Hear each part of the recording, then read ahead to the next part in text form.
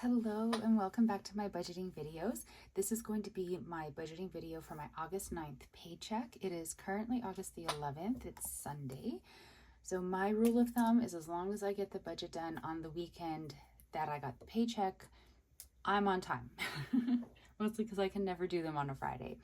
So it is a new month, August. I mean, it's not anymore. We're 11 days into it, but I don't really do monthly setup videos because my monthly setup is so basic that I'm pretty sure you would all die of boredom.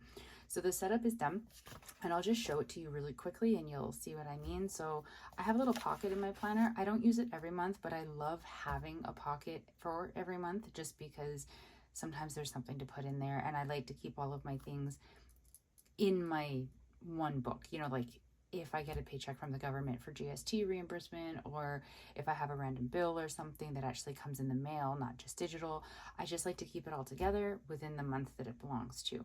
So I don't have anything so far for this month, but that's okay. I still just like having my pocket. Here's the breakdown of my monthly budget. My categories are home, transportation, Striker, that is my cat, me, sinking funds, and then more sinking funds because they just take up so much space. So it is pretty simple. I have to pay rent and a cell phone. My rent includes things like my utilities. I have free parking at home, and my Wi-Fi, so it's all just combined into that one thing. My transportation includes the payment for my RAV4, which is bi-weekly, parking at work, which I don't currently have to pay for because I'm working from home because of a concussion, and then gas and parking. This used to be just gas, and so I would give myself $50 bi-weekly to put into the gas tank. I drive a hybrid, so I didn't need 50 bi-weekly, but I liked to always have extra just sort of sitting there waiting in case like a road trip happened or something. But then I realized that when I go, most places I go, I don't pay for parking, but there are some that I do pay for parking, and then it would automatically go into my credit card because the way the city where I live is, parking, all of it is done digital now. So you have an app and you have your credit card information in the app. And so then when you park, it just automatically charges to that card that's already on file. So I needed some way to actually be tracking that because I was just ending up with random parking charges on my credit card with no specific area of my budget intended to cover those charges. So I've put it in there. I don't go many places where I have to pay for parking because I hate paying for parking. So I kept the amount at $50 and so far it's been working for me. It's very new adding it into this section of the budget, but like I said, so far it's okay. Striker, bi-weekly, I set aside $32.50 for him. That goes towards whatever he needs. So for his litter, his food, he is very food sensitive. He has an allergy to something that they can't figure out. So he only has his food. He doesn't have treats, which breaks my little heart for him because everybody deserves treats, but unfortunately they make him very sick. So for him, it's food and litter is the majority of his expenses. Oh, I just realized I paid for extended warranty on his robot litter box, and that could have come out of his money. Oh, I'll have to think about if I want to pull from his money to pay for that extended warranty. Oh, the random things that pop into my head when I start recording. So yeah, $32.50. He has quite a bit of money saved up right now. As of the last calculation, so not including the money that I added to his account with this budget, he's got like $206.89. So he's doing quite well. But my rule is to make sure he is always well funded and that if I mess up and I am not and I have to live off of, I don't know, noodle cups for 2 weeks, he is not affected by that because he never should be affected by my poor decisions. Then for me, I have groceries and household all combined into one fund for $120 bi-weekly. So groceries is pretty self-explanatory. Household is for like cleaning supplies, paper towel, Kleenex, toilet paper, stuff like that. It's oftentimes not quite enough when it's the weeks where I'm buying things like the toilet paper, the paper towels, or like a larger supply of like a staple item. But it's really all that I can afford to put in there. I need to figure that out, but not today. And then I have fun, miscellaneous, and takeout. I don't put set amounts on this page for those three categories because they change. They're variable spending. They're all completely optional. They're not necessary for survival. So different amounts go into those funds each time I'm doing my budget based on how much money I have and if I can afford to fund them or not.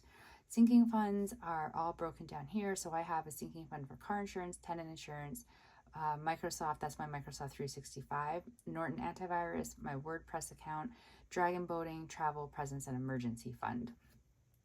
And I've pre-calculated out based on how many pay periods I have in a year, how much I need to put aside each paycheck to be able to have enough money to pay that bill when it comes through.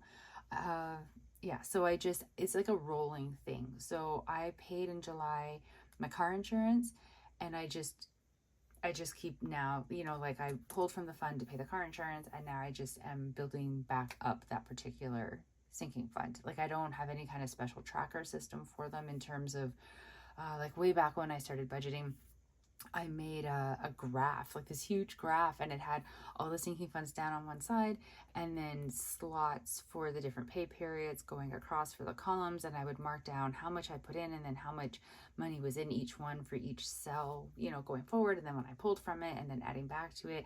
And I mean, it's very appealing, but it's really not necessary, at least for me and the way that I track them. So this works just fine.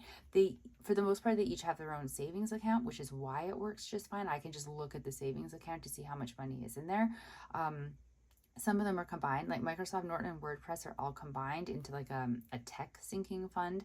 And I just know that each one of them gets $5 per pay period. And then each one of those bills comes up at separately during the year. And so far it's all worked out that I've been able to pay them each time and without ever not having enough in the account. And the same with, I had to combine Dragon Boating and Presence, and then travel and emergency fund are separate, but I had to combine Dragon Boating and Presence just because my bank limits how many savings accounts you could have, and I maxed out. So I had to combine things. But this is sort of the setup for the month. And then this is what my calendar looks like. I just use sort of generic stickers that I have here. I'll show you the sheet. It's just a sheet like this.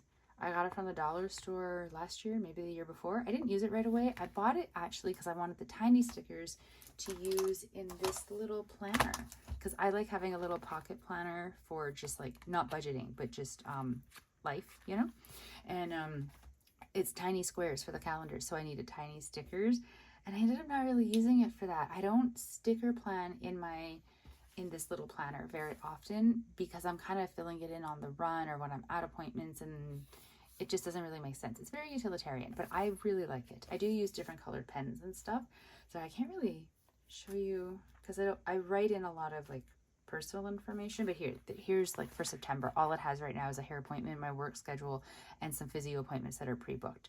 But once I'm actually in the month and I'm filling it in, I fill in like more detailed information. But yeah, so these are the stickers that I use for my calendar. So you can see my rent up there. My 2 paydays are marked down. So that's my Neo credit card, my line of credit, and my Visa. And then these are my SUV payments. They come out as auto withdrawals every Tuesday after my paycheck. So those are all of the expenses that I have that are sort of tracked on the calendar. Yeah, and then I filled in over here the paycheck from my real job.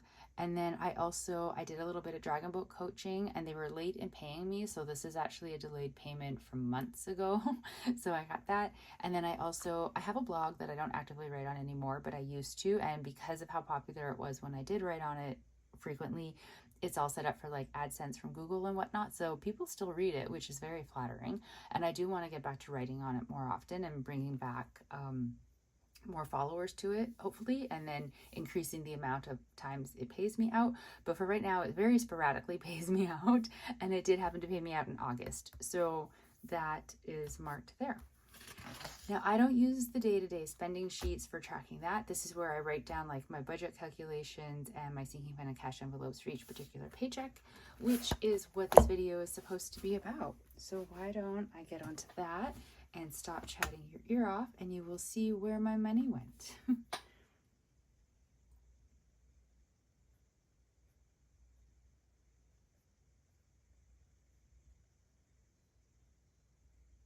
So August 9th, 2024 paycheck.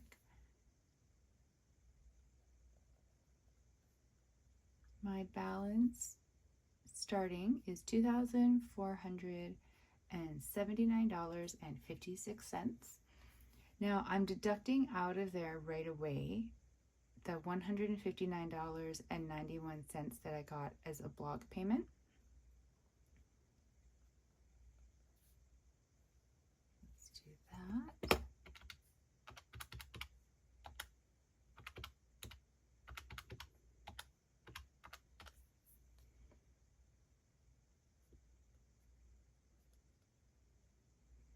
And then I'm also deducting out the money I got paid for coaching. Now, the reason that I'm doing this is because I'm hopeful that I will be able to do my budget without relying on these two deposits of money, and that I can put them as an extra payment on my debt. I like pre-do my budget to make sure that it's all going to work, and it's a very messy, rough copy that I'm looking at while I'm writing this down for you, because I like to have it nice and neat in the book, but I just have like a coil notebook where I do kind of a rough draft to see if it's going to work or not. And I already know in advance that I can't do my budget without these two forms of payment, which is sad, but reality. But when I started this budget, I was hopeful. So I'm going to show you what I originally wrote out, because I like to keep a record of that as well. Now, I also pull out from the calculations Striker's money, because I don't ever want to spend his money on my things. He has, so my cash envelopes are actually digital cash envelopes, because where I live, almost everywhere accepts card and digital forms of payment, but they really don't want cash. So his, though, the store that I buy his cat food from does accept cash, and so I kind of split up his budgeting envelope into some cash and some digital.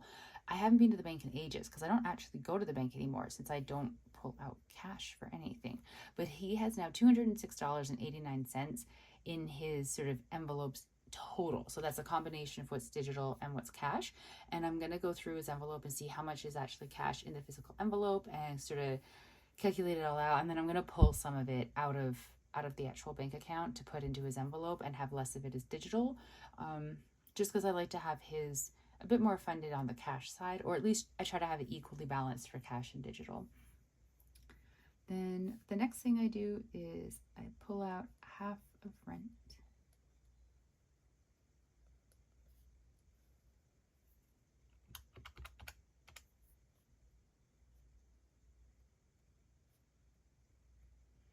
Okay, so now we're getting into like bills and stuff. So my car payment goes out, like I said, the Tuesday after every paycheck. It's $266.72.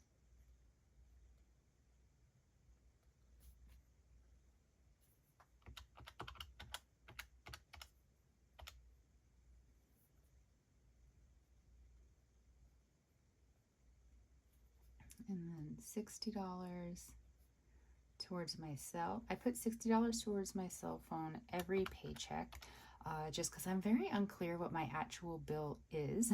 And I do know it's over $100, but it's not $120. So I always end up paying more than what I actually owe, like over the course of the month. But I'm okay with that, because then I build up a credit. So then if there's ever like a really tight month and I need to pay less, I kind of have that little wiggle room with them.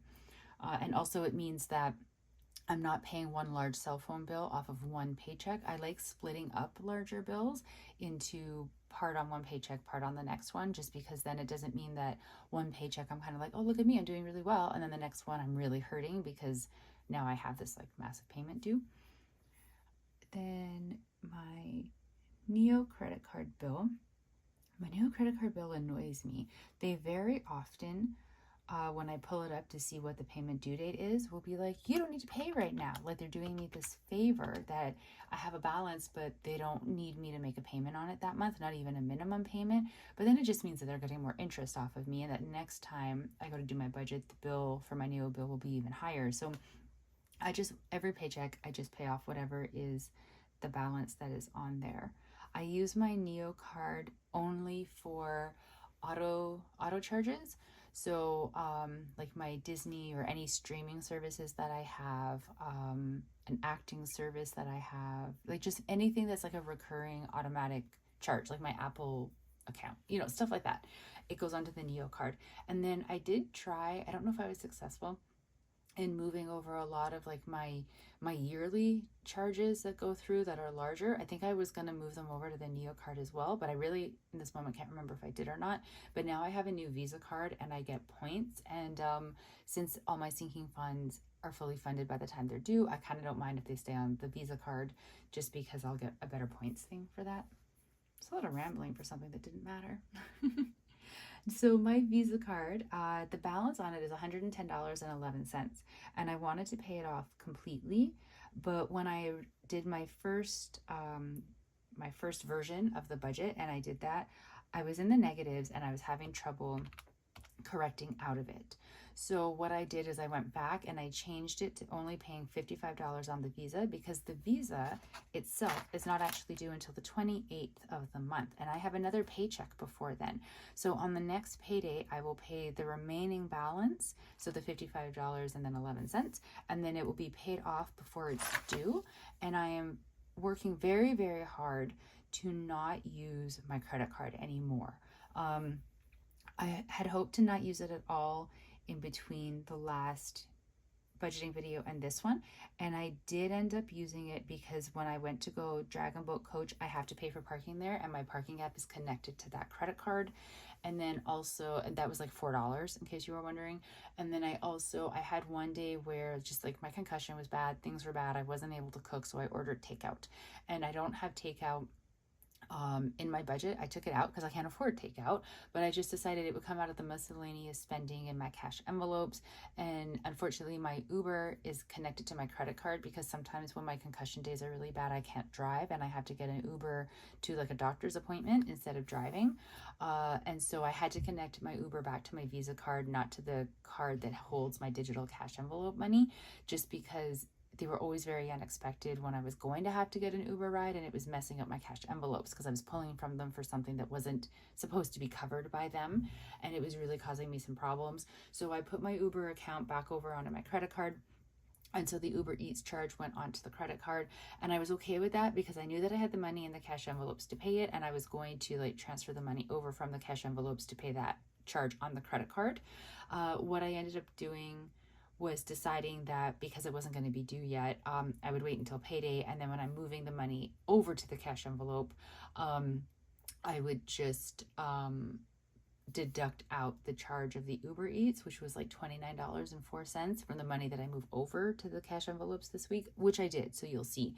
So instead of like moving the money over and then moving it back to pay, I just didn't move it over in the first place, if that makes sense. It might not, I don't know. So the Visa, with that balance of $110, it was a little bit unexpected, but also not, because I'm not great at math. So the last paycheck that I had, the last budget that I did here, I don't have Visa mentioned on there, as you may notice. It's because I had a Visa balance of $1,108.16, and I moved it over to the line of credit, but there were pending payments and pending charges, and so I had to calculate what was the balance to move over to the line of credit. And every time I have to do that, I do something wrong, it calculates wrong, and I move over not quite the right amount of money. So sometimes I've moved over too much and then my Visa's in a negative. Most times it's that I move over not enough and I've left a balance on my Visa card. So the bulk of this balance that was on the Visa card for this payment or this paycheck is money that was left over that I didn't calculate properly and move over to the line of credit. And I did think about moving it over to the line of credit now and then just wiping out the Visa, but I decided that I have room. I don't have like the payment date comes after my next paycheck. I can do this. So I'm going to pay it off in full using like actual money and not just move the debt over to a different place to hold the debt on. And then that way, like, it's just done. And yeah, I am working very hard to not use the Visa because, as I discussed last time, I keep just moving the balance over to the line of credit. I really want to get the line of credit paid down. It's never going to get paid down if I keep moving a balance over, and I can't make the payments on the line of credit when they're so high if I also have a Visa bill that I have to pay off. So I'm really trying to buckle down. I was very proud of myself actually this past week because there was sort of midweek or mid-pay period where I was going on Temu and I wanted to do some shopping, and I was like, no, because it's going to go to the credit card. You don't want to use the credit card. Don't use the credit card. And it stopped me from shopping for things that I really didn't need. Now, I know going forward, there will be times when I have to use the credit card just because I do most of my shopping for things online. So it'll have to be like I use the credit card to buy a present for somebody, and then I need to immediately pull the money out of the present fund to pay for it.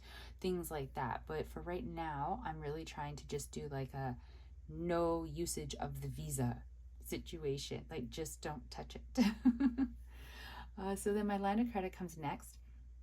Right now my line of credit my minimum payment is $485.65, which is ridiculous, and it's all my fault.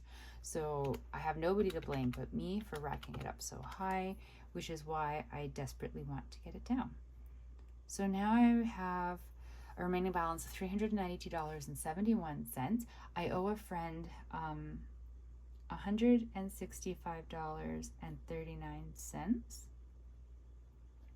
And I sort of, because when the money came through from, what was it, the coaching fees, when the coaching fee money came through, I was like, oh, excellent, I can use that money to go towards paying my friend back. She bought tickets for the two of us to go on like a thing in Whistler, and it was just easier for one person to buy the tickets and the other one to pay the person back, and so she happened to be the one to do the payment this time, so I owe her for that. I don't just like randomly borrow money from friends, just to clarify that. But yeah, so I wanted to pay her back this paycheck. And then I had purchased something online through a seller on Instagram, and I buy from her fairly frequently. I'm a BTS fan, like massive BTS army, and she sells BTS merch. So I buy stuff from her. And I owed her $23.72. So I don't normally include that in here. I just sort of get the messages from her that something's ready to ship and what do I owe her. And then I just, in the past, I've always just had enough money sitting in my account to just be able to make the payment. But I'm really tight on my funds right now, and I need to be more careful. So I can't just like rely on having enough extra money sitting in my account to be able to pay her. She's another thing I have to be very careful about purchasing from going forward, because I have no willpower when it comes to BTS merch. So here you can see I'm at now a balance of $203.60, and I already know my sinking funds and my cash envelopes are going to be more than that total. So I'm adding back in $150 from the coaching fees.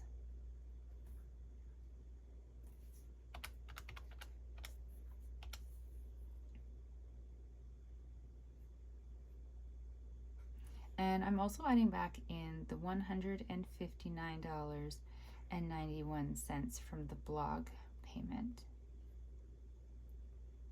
Now, in case you're wondering, at this point I was still living in the hope that I would add these back in and then not need to use them all and still may be able to make an extra payment towards debt. Clearly I live in a fantasy land. I don't normally get this low to the page, so weird you couldn't see that. Okay, so now I have a new balance of $513.51. My sinking fund total is $216.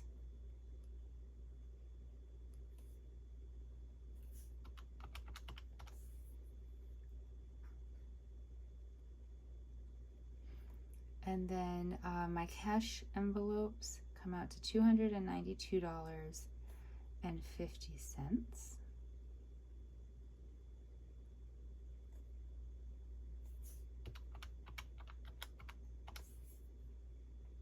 Leaving me with a whopping $5.01, which I'm not comfortable with. That's too small of an amount. So since I have run out of space on this page, my notebook, my Coil notebook is a bigger page. So when this happened, I just kind of whoop, and it went up. We're just gonna have to squish the remaining information in this column over here. So let's start right up here with the balance line. So $5.01 of a balance. So I'm adding in $29.04. Now that's from cash for Uber.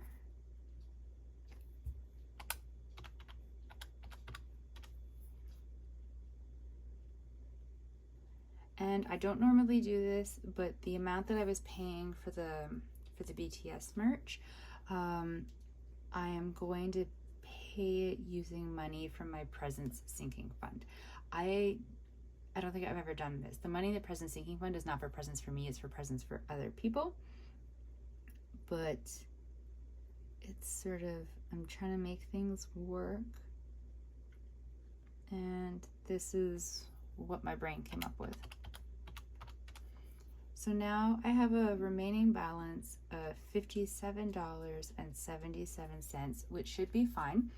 I don't believe I have any banking fees that are going to be withdrawn in between now and next paycheck because they have already gone out for this month. So I should be okay. It should not go into a negative balance. But I always just worry whenever there's not that much money in the account, which is why even though it ended in a positive balance of $5.01, that is not enough money to be sitting in the account to leave me feeling anything but stressed. So originally when I did this, I was adding in the money from the cash envelopes for the Uber and the money from the sinking funds for paying for the BTS merch because I was still sitting in a negative balance and I needed to fix that. And then once I realized I could change the Visa payment, and then that altered all of the calculations going down, and I ended up in where the $5.01 balance was, I was initially negative $50.10. So just correcting that Visa payment corrected that balance, but I continued on with the adding the money from the cash envelope for the Uber and the money from the sinking fund for that payment, just to give myself a little bit big of a buffer. I mean, I know it's not like the perfect solution, but it's just kind of what I have right now. So I did realize though that the money that I pulled from cash to pay for the Uber Eats, that $29.04 actually has to go onto my Visa as a payment. That's not actually meant to be sitting in my bank account. So now I need to decide, do I want to take out $29.04 and leave myself with $28.73 of a balance? I don't think I want to. So I have a strategy for paying the Visa. As long as nothing goes wrong and no like bank charges or anything go out of my checkings account in between now and next payday, I will still have $57.77 as like a rollover. So then I will deduct out at that point the $29.04 from the rollover money to go onto the Visa towards the Visa payment that I'll be making next paycheck. And then that will put the money into being used what it's supposed to be used for without leaving me at such a low balance right now that I'm nervous for the next 2 weeks. So this is the best solution that I've come up with. Now, normally, when I'm writing these out, I have space at the bottom to put my sinking funds and my cash envelopes, and clearly I don't have that here. And I think if I try to squish them in there, they might fit, but they're going to be very, very tiny and not really easy to read or reference back to. So I'm going to pull out a piece of note paper and I'm going to write my cash envelopes and sinking funds. Hopefully they'll both fit on here. I think they will. And then I'm just going to tape it into the page with some washi tape so that it all stays connected, but is, you know, not scooshed. Not that scooshed is a word. So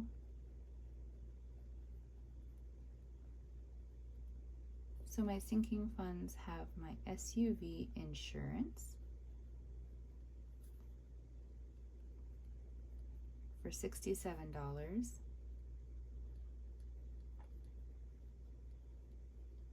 My tenant insurance, $14.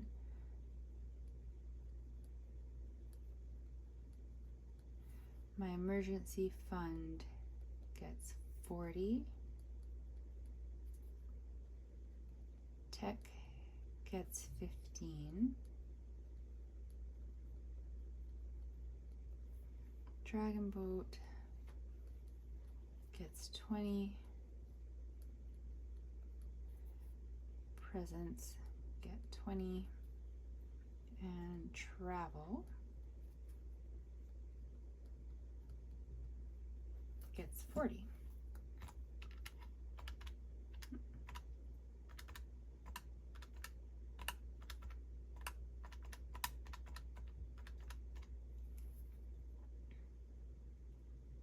So $216. And you can see that in the sinking funds here where I pulled out $216. And then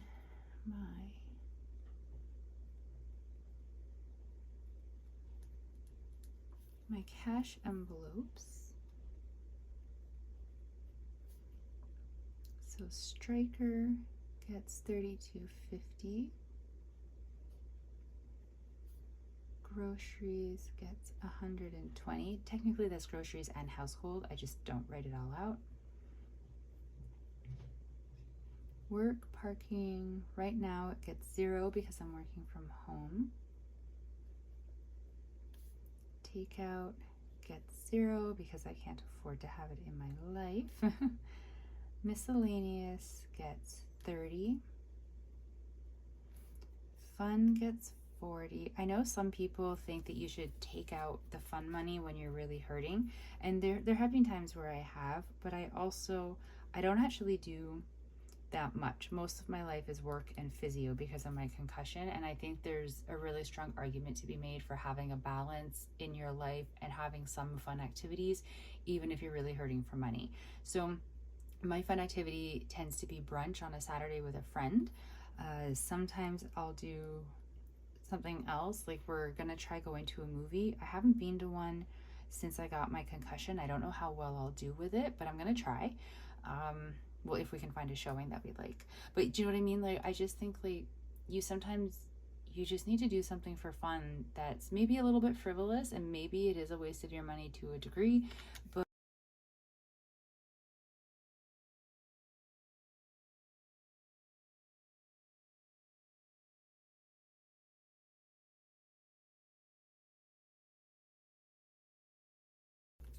so the balance there is $292.50.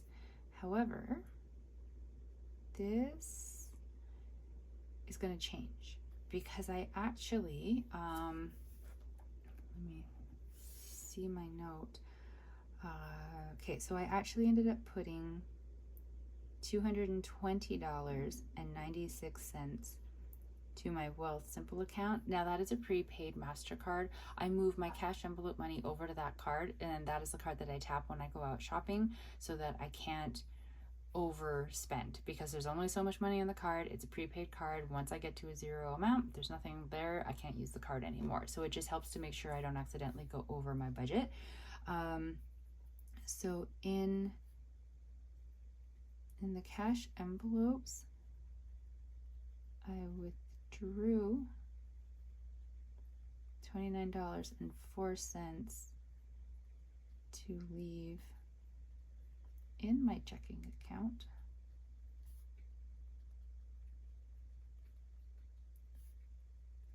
For Uber Eats charge. There. So now I've got the note so that future me remembers what in the world I was doing.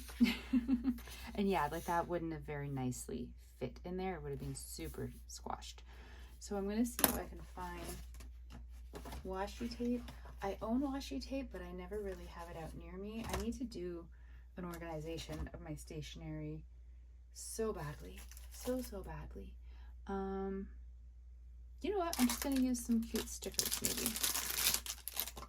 I'll use some cute stickers for now and figure out the washi tape situation in the future. Let's see. I got these cute little like cartoony things, like they're more for Halloween themed, like that little cat on the skull. I think they're so cute though, and I don't care that it's not a spooky month yet. We're gonna use the spooky cats.